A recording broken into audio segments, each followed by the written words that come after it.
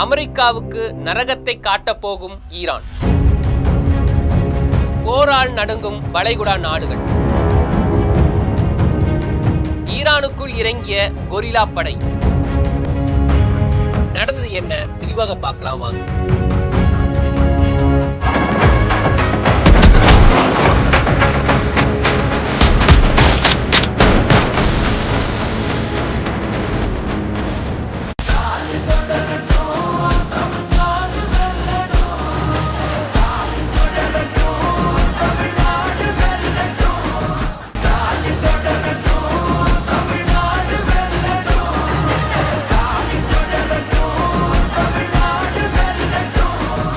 தமிழகத்தின் பல எம்பி எம்எல்ஏக்களின் வெற்றிக்கு வித்திட்ட கிங் 360 தேர்தல் வியூக சாப்ட்வேர் 2026 புதிய வாக்காளர்களின் அப்டேட் விவரங்களுடன் உங்கள் தொகுதியில் உங்கள் வெற்றிக்கு வித்திடுகிறது.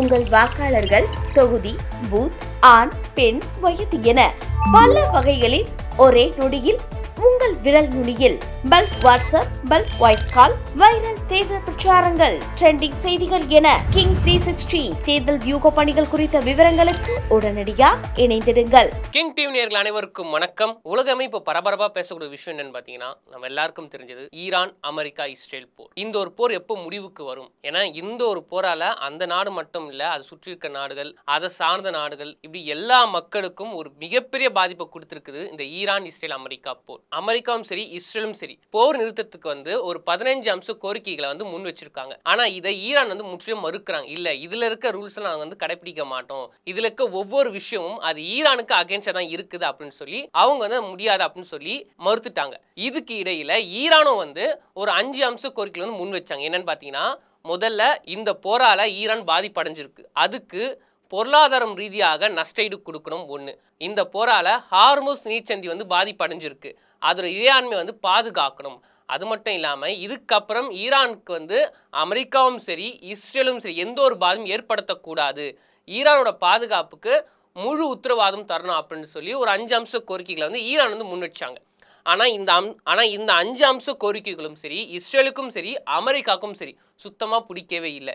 ஏன்னா இவங்க சொல்ற மாதிரிலாம் செஞ்சிட்டோம்னா அமெரிக்காவும் சரி, இஸ்ரேலும் சரி அவங்க சொன்னதுக்கு அடிப்பணிஞ்சு போனவன் 1000 சொல்லி அதை மறுக்கவும் மறுக்காம, ஆமானும் சொல்லாம அமைதி காத்திருக்காரு ட்ரம்ப் அவர்கள். இதுக்கிடையில தான் ஒரு 10 நாள் போர் நிறுத்தம் பண்ணியிருக்காரு. அதாவது இதுக்கு முன்னாடி நாங்கள் ஈரானோட மின் உற்பத்தி நிலையத்தை நாங்கள் அடிக்க போகிறோம் அப்படின்னு சொல்லியிருந்த அவர் ஒரு 10 நாள் மட்டும் நாங்கள் உங்களோட மின் உற்பத்தி நிலையத்தை அடிக்க மாட்டோம், போர் தொடுக்க மாட்டோம் அப்படின்னு அறிவிச்சிருந்தா அது நம்ம எல்லாருக்கும் தெரிஞ்சிருக்குமே. ஆனால் இவர் ஏன் இப்போ திடீர்னு ஒரு போர் நிறுத்தம் செய்யணும்? இதுக்கு என்ன காரணம் அப்படின்னு ஈரான் உட்பட எல்லா நாடுகளும் ஒரு ஆழ்ந்த சிந்தனை இருந்தாங்க அப்படின்னு சொல்லி ஆகணும். ஏன்னா ட்ரம்ப் அவர்கள் எந்த ஒரு விஷயம் செஞ்சாலும் அது ஒரு கோக்குமாக்காக தான் இருக்கும். ஏன்னா முன்னுக்கு பின்னா இருக்கும். ஒன்று சொல்லுவார், ஆனால் சொல்றது வேற ஒன்று செய்வார். இப்படி ஒரு விஷயத்தை தொடர்ந்து அவர் கடைபிடிச்சிட்டு இருக்காரு.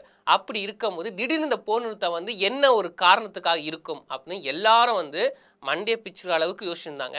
ஆனால் இப்போ இதுக்கு நடுவில் மத்திய கிழக்கு பகுதியில் அமெரிக்காவோட 8000 படை வீரர்கள் ஆனால் இதுக்கு நடுவில் அமெரிக்காவோட படை வீரர்கள் 8000 படை வீரர்களை மத்திய கிழக்கு பகுதியில் அமெரிக்கா இறக்கியிருக்காங்க. இது என்ன சொல்ல வருது அப்படின்னா, இந்த ஒரு 10 நாள் போர் நிறுத்தம் எதுக்கான்னு பார்த்தீங்கன்னா, ஈரானை மறைமுகமாகவும் இல்லை நேர்முகமும் அடிப்பதற்கு அமெரிக்கா தன்னை தயார்படுத்தியிருக்கு. முக்கியமாக இதுக்கு முன்னால் வான் வழியாகவும் கடல் வழியாகவும் தான் அடித்தாங்க. இப்போ தரை வழியாக அடிப்பதற்காக தான் இந்த ஒரு 10 நாள் ஒரு டேட் கேட்டிருக்காங்க.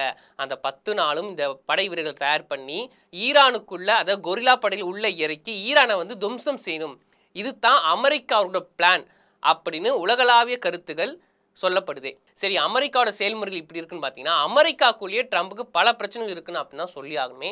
ஏன்னா ஒவ்வொரு வருஷமும் அமெரிக்காவில் அப்ரூவ் ரேட்டிங் அப்படின்னு ஒரு விஷயத்தை கடைப்பிடிப்பாங்க. இது என்னன்னு பார்த்தீங்கன்னா, அந்த நாட்டில் இருக்க அதிபர்களுக்கு அந்த நாட்டு மக்களும் சரி இல்லை அந்த நாடும் சரி எந்த அளவுக்கு ரேட்டிங் கொடுக்குறாங்க, அதாவது அவரோட ஆட்சி எப்படி இருக்குது, அவரோட செயல்முறைகள் எப்படி இருக்குது, அவர் சொன்ன வாக்குறுதி நிறைவேற்றாரா, மற்ற உலக நாடுகளோட அவர் எந்த அளவுக்கு ஒரு இணக்கமாக இருக்கார் அப்படின்னு சொல்லி பல அம்சங்களை முன் வச்சு அந்த ஒரு ரேட்டிங் இருக்கும். ஆனால் இந்த ஒரு ரேட்டிங்கில் அமெரிக்க அதிபர் ட்ரம்ப் அவர்கள் எப்பவுமே 50% மேலே மார்க் எடுத்ததே கிடையாது. ரேட்டிங் 50% மேலே அவர் ரேட்டிங் எடுத்ததே கிடையாது. இப்போ இந்த போர் காரணமாக அவருடைய ரேட்டிங் 36% கீழே இறங்கியிருக்கு அப்படின்னு சொல்றாங்க. இதெல்லாம் பார்க்கும் என்ன தெரியுதுன்னா, இந்த போரால ட்ரம்ப் அவர்கள் அவங்க உள்நாட்டுக்குள்ளேயே பல பிரச்சனை சந்திச்சுட்டு இருக்காரு. ஏன்னா இந்த போரால அமெரிக்காவோட பொருளாதாரம் ரொம்ப சரிவு சந்திச்சிருக்கு. முக்கியமா கச்சா எண்ணெயோட பாதிப்பு வந்து அமெரிக்கா உட்பட பல நாடுகளை பாதிப்பு வந்து உட்பட்டிருக்கு. இதால அமெரிக்க அதிபர் ட்ரம்ப் பாதிப்படைஞ்சாரா இல்லையோ, அந்த மக்கள் இப்பவும் சரி அவஸ்தைப்பட்டு தான் இருக்காங்களே. அப்ப இதுக்கெல்லாம் காரணம் யாரு? ட்ரம்ப் அவர்கள். இதெல்லாம் சேர்ந்தா மக்களுக்கே வந்து ட்ரம்ப்பை வந்து பிடிக்காம போயிடுச்சு அப்படின்னு சொல்றாங்க. ஆனா இந்த பிரச்சனைலாம் ட்ரம்ப் அவர்களுக்கு தெரியாதான்னு கேட்டா நல்லாவே தெரியும். அப்படி தெரிஞ்சதுனால தான், அதாவது ரஷ்யா கிட்ட கச்சா எண்ணெய் வாங்கக்கூடாது அப்படின்னு சொல்லியிருந்த அவரே நீங்க தாராளமா வாங்கிக்கோங்க, அப்புறம் ஈரான்கிட்டயும் வந்து கச்சா எண்ணெய் வாங்கக்கூடாதுன்னு சொல்லி தடை போட்டிருந்தாரு பார்த்தீங்களா, அதை கூட சில நாட்கள் வந்து நான் தளர்வு பண்றேன் அப்படின்னு சொல்லி அந்த தடையை அவர் எடுத்து விட்டார். அப்போ இதெல்லாம் பார்க்கும்போது என்னன்னா, ட்ரம்ப் அவர்களுக்கு ஒரு பயம் வந்துருச்சு. அதாவது ஈரானை வந்து தெரியாம தொட்டுட்டோம். ஈரான் சாதாரண நாடு, கமேனி அவர்களை வந்து கொன்னுட்ட பிறகு ஈரானோட மொத்த பலமே போயிடும் அப்படின்னு நினைச்சிட்டு இருக்கும் போது தான், இல்ல ஈரானோட தலைமை ஒருத்திட்ட மட்டும் கிடையாது, ஈரானோட பலம் அந்த நாட்டு மக்கள் கிட்ட, அந்த நாட்டு மக்களோட தலைவர்கள்கிட்ட தான் எல்லாத்தையுமே இருக்கு அப்படின்னு காமிச்சிருக்காங்க. இன்னும் சொல்ல போனா அமெரிக்கா எதிர்பார்க்காத ஆயுதங்கள் எல்லாமே வந்து ஈரான்கிட்டயும் இருக்கு அப்படின்னு அவங்க காமிச்சாங்க. அப்புறம் சரி, இதுக்கப்புறம் இந்த சண்டையை வந்து ரொம்ப நாள் எடுத்துட்டு போயிருந்தோம்னா அது அமெரிக்காவுக்கும் சரி இஸ்ரேலுக்கும் சரி மிகப்பெரிய பாதிப்பு கொடுக்கும். சரி நம்ம வந்து மன்னிப்பு கேட்போம், ஆனால் அதையும் வந்து அவர் ஸ்டைலே கேட்கணும்ல, அதனால தான் போர் நிறுத்தம் பண்ணிடலாம், அதை எல்லா நாட்டுக்கும் நல்லது அப்படின்னு அதையும் வந்து மிரட்டுற தோணி தான் ட்ரம்ப் அவர்கள் சொல்லியிருக்காங்க. ஆனால் ஈரான் ஒரு விஷயம் சொல்லிட்டாங்க, நீங்கள் வந்து போர் நிறுத்தம் பண்ணும். ஆனால் ஈரான் ஒரு விஷயம் சொல்லியிருக்காங்க, என்னன்னு பார்த்தீங்கன்னா, வாரை ஸ்டாப் பண்ண நீங்கள் சொல்கிறீங்க, ஆனால் எங்ககிட்ட வந்து நீங்கள் பேசவே இல்லை, இதுக்கிடையில மீடியேட்டர்ஸ் வச்சு தான் நீங்கள் பேசுகிறீங்க, ஆனால் எங்ககிட்ட பேசாமே நாங்கள் பேசிட்டோம், போர் நிறுத்தம் பண்ண நீங்கள் சொல்கிறது வந்து ஒரு நம்பிக்கையில்லா விஷயத்தை காட்டுது அப்படின்னு ஈரான் கவர்மெண்ட்டும் சொல்லியிருக்காங்க. இன்னொரு விஷயம் அவங்க முன் வச்சிருக்காங்க, என்னன்னா அமெரிக்காவோட பிளான் என்னன்னு பார்த்தீங்கன்னா, கார்க் தீவு, அதாவது ஈரானோட கச்சா எண்ணெய் உற்பத்தியில் 90% அங்கே தான் நடக்குது. ஏன்னா ஈரானில் எங்கே கச்சா எண்ணெய் எடுத்தாலும் அந்த கார்க் தீவில் இருக்க ஃபேக்ட்ரி கொண்டு வந்தால் சுத்திகரித்து அங்கேருந்து பல நாடுகள் வந்து ஏற்றுமதி செய்கிறாங்க. ஆனால் இப்போ அமெரிக்கா என்ன பிளான் போட்டிருக்காங்கன்னா, கிட்டத்தட்ட அந்த கார்க் தீவை வந்து கைப்பற்றிட்டோம்னா, இல்லை அந்த கார்க் தீவை அழிச்சிட்டாலோ அதை நம்ம கண்ட்ரோலில் கொண்டு வந்துட்டாலோ ஈரானோட பொருளாதாரம் அடிமட்டத்துக்கு போயிடும். அதனால் கார்க் தீவை அவங்க வந்து இப்போ டார்கெட் பண்ணியிருக்காங்க அப்படின்னு ஈரான் கவர்மெண்ட் சைட்லேருந்து சொல்லப்படுது. ஆனால் ஈரான் கவர்மெண்ட் சும்மா இல்லைங்க, அவங்களும் என்ன சொல்கிறாங்கன்னா, அமெரிக்கா கார்க்கு தீவு மேலே குறி வச்சாங்கன்னா எங்ககிட்ட 6 லட்சம் படை வீரர்கள் இருக்காங்க, நாங்கள் ரெடியாக அங்கே கார்க் தீவில் வச்சுருக்கோம், அமெரிக்கா வந்து தரை வழியாக தாக்க வந்தாலும் நாங்கள் தக்க பதிலடி கொடுப்போம், இன்னும் நாங்கள் கார்க் தீவை தொட்டாங்கன்னா அதன் மூலம் வர விளைவுகளும் மிக மிக மிக மோசமாக இருக்கும் அப்படின்னு அவங்க ஒரு ஸ்டேட்மெண்ட்டே கொடுத்துருக்காங்க. இப்போ இதெல்லாம் பார்க்கும்போது சர்வதேச தலைவர்கள் என்ன சொல்கிறாங்கன்னா, அமெரிக்கா, ஈரான், இஸ்ரேல் இந்த ஒரு போர் சீக்கிரமாக முடிவுக்கு வரணும். இப்போ அமெரிக்கா வந்து கார்க் தீவு மேலே கை வச்சாலோ இல்லை ஈரான் கிட்ட நேரடியாக வந்து தரை வழியாக தாக்குதல் பண்ணாலோ அது அமெரிக்காவுக்கும் சரி இஸ்ரேலுக்கும் சரி மிகப்பெரிய ஒரு ஆபத்தை போய் முடியும். அதனால அமெரிக்கா வந்து இதோட போர் நிறுத்தம் பண்ணிட்டா யாருக்கும் பிரச்சனை கிடையாது. ஆனால் அமெரிக்கா மேற்கொண்டு மறைமுக தாக்குதல் பண்ணாங்கன்னா அது ஈரானுக்கு வந்து மிகப்பெரிய ஒரு கோபத்தை கொடுக்கும். அந்த கோபத்தின் விளைவு உலக நாடுகள் பாதிப்படையும் அப்படின்னு சொல்லியிருக்காங்க. ஆனால் என்ன இருந்தாலும் நம்ம பொறுத்திருந்தான் பார்த்தாகணும். இது கிங் டிவி, நான் உங்கள் டேவிட் சுரேஷ்.